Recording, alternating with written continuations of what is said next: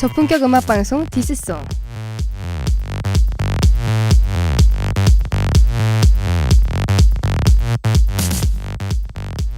반갑습니다. 3주 만에 돌아온 디스송의 진행자 정소라입니다. 한동안 우리 방송이 들리지 않아 즐거워했을 몇몇 학우들이 있었을 것 같은데요. 아직도 수위가 약한 탓인지 아쉽게도 디스송은 매주 목요일 방송됩니다. 사실 저희도 조금은 아쉬워요.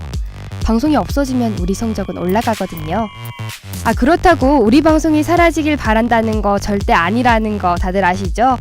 디스송을 사랑하는 우리 제작진은 더욱 품격 떨어지는 비난 방송으로 앞으로도 2만 동아인의 길을 더럽히도록 노력하겠습니다. 남은 학기 즐겁게 청취해주세요. 그럼 지금부터 디스송 치라 시작하겠습니다.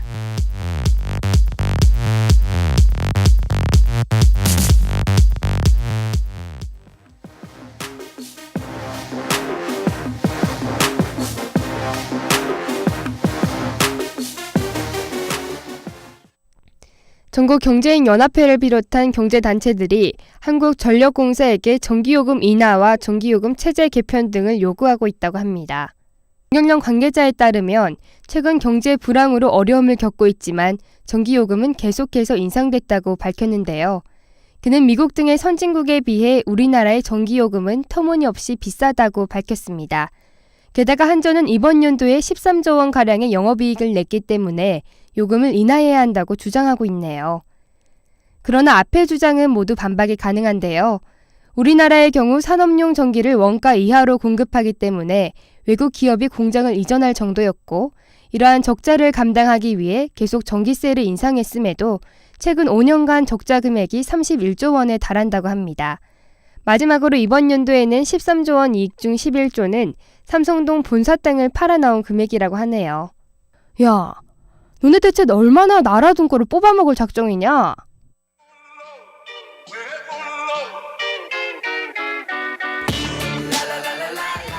방탄소년단의 등골 브레이커.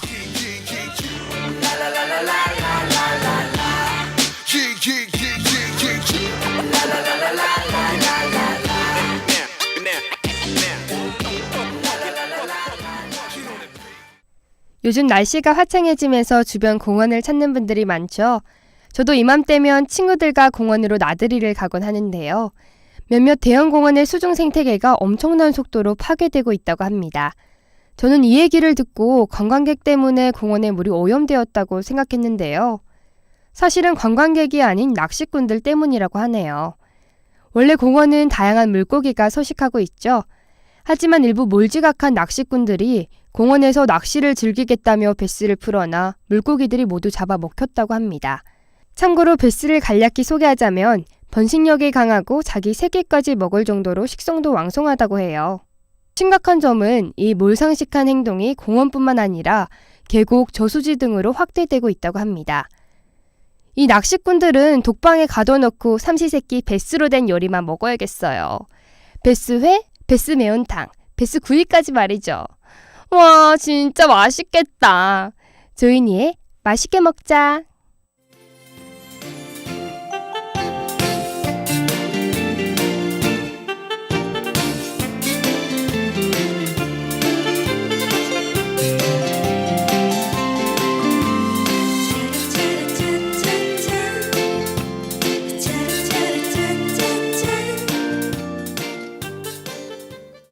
얼마 전 고용노동부에서는 우리나라의 최저임금 증가율이 경제협력개발기구 회원국 중 가장 높지만 소득 격차 완화는 이바지하지 못했다는 분석이 나왔다고 밝혔습니다.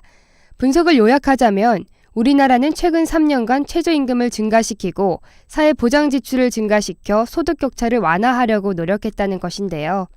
결과적으로 보면 소득 격차가 전혀 완화되지 않았다고 합니다. 고용노동부는 이에 대한 원인으로 10%의 대기업 정규직의 연봉은 계속 증가했지만 나머지 중소기업에서 일하는 90%의 국민의 연봉 증가에는 최저임금제도가 도움이 되지 못했다고 주장했네요. 그런데 제가 분석을 요약하긴 했는데 이 분석이 맞는 분석인지 도저히 모르겠네요. 처음부터 끝까지 개연성이라고는 찾을 수가 없어서 말이죠. We hate JH의 모두 헛소리라는 것을 알고 있어.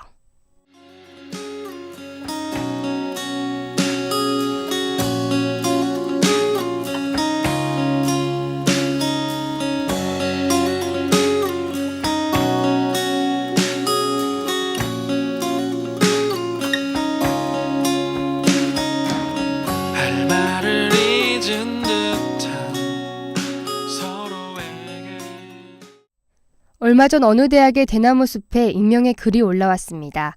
내용은 성폭행에 관한 글인데요. 13학번 선배가 16학번의 새내기에게 술을 먹여 성폭행을 당했다고 합니다.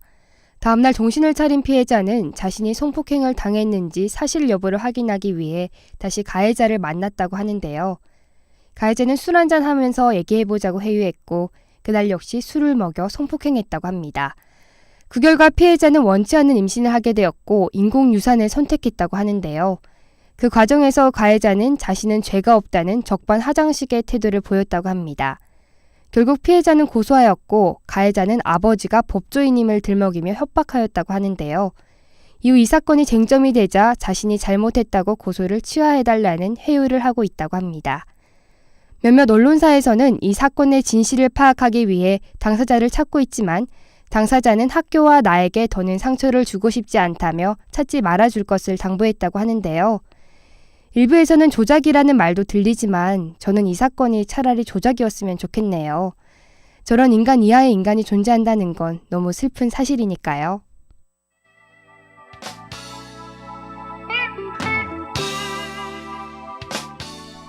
드림팩토리 무적밴드의 인간 말종.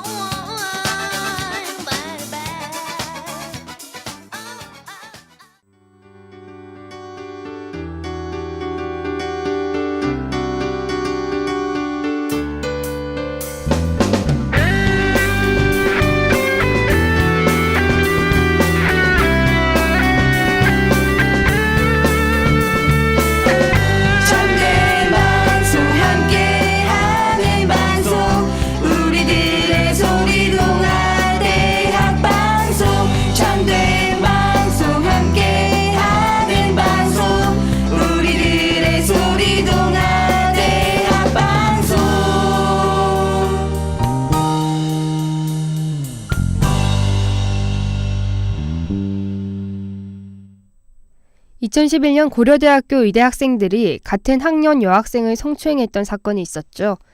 그런데 이번에 그 가해자 중 한 명이 성균관대학교 의과대학에 입학해서 논란이 되고 있답니다. 현재 법으로는 성범죄 전과가 있는 학생이 의과대학에 다시 입학하더라도 문제가 되지 않는데요. 물론 어렸을 때의 철없는 행동이니 개과천선한다면 새로운 삶을 살 수 있도록 도와주어야 한다는 의견들도 많습니다. 문제는 의사라는 직업 자체가 사람들과의 신체 접촉이 많은 직업이라는 거죠. 당시 피해자였던 학생은 평생을 트라우마에 시달리면서 살 텐데 자신은 원하던 꿈을 끝까지 이루겠다는 게 좋아 보이지만은 않네요.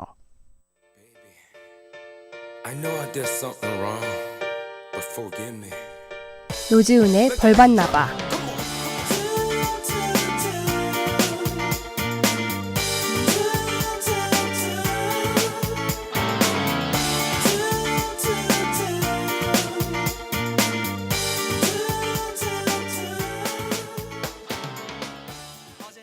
금방 언급했던 사건과 비슷한 사건이 최근에 하나 더 있었습니다. 바로 의학 전문 대학원생이었던 한 남성이 183명이나 되는 여성의 치마 속 몰래카메라를 찍은 것인데요. 여자친구가 우연히 그의 폰을 보다가 발견하여 바로 경찰에 신고했다고 합니다. 하지만 그는 재판에 넘겨지지도 않은 채 아무런 처벌 없이 기소 유예로 풀려났는데요. 그 이유가 예비의사가 돼야 하는 학생의 사정을 봐준 것이라는 이야기가 전문가들 사이에서 돌고 있다고 합니다. 가해자의 꿈까지 지켜주는 우리나라, 참 좋은 나라인 것 같아요. 그런데 피해자들의 상처는 누가 지켜주죠?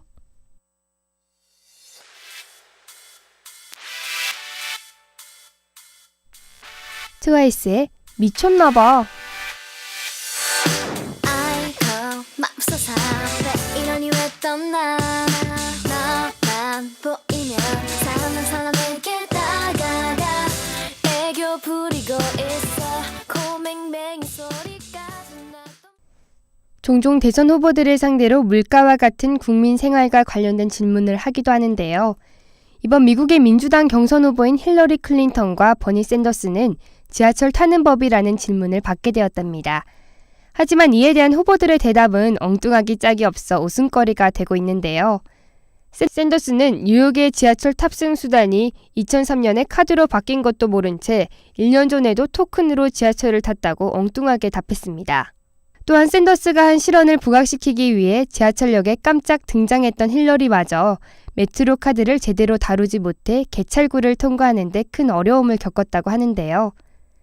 매번 선거 때마다 후보들은 자신이 진정한 국민 편이며 국민의 대표라고 내세우고는 하는데요. 지하철 하나 제대로 탈 줄 모르는 국민이라니. 크러쉬의 밥맛이야.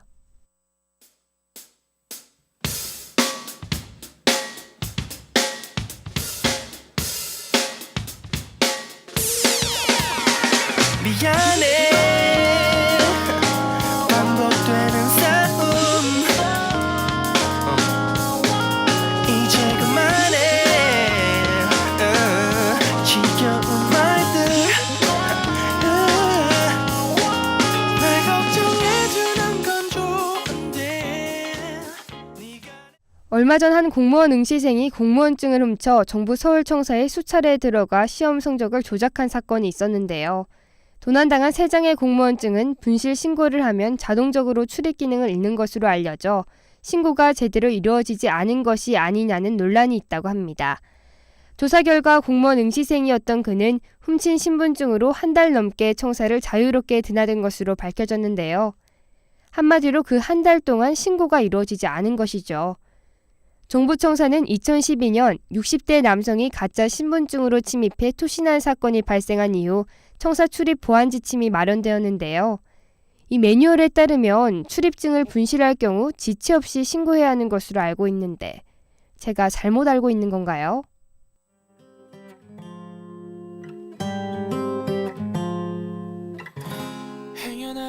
홍대광의 답이 없었어. 웃을 수 있을까 웃어줄 수 있을까 다시 운명처럼 너를 만나면 웃을 수 있을까 그냥 뒤돌아설까 언제부터였는지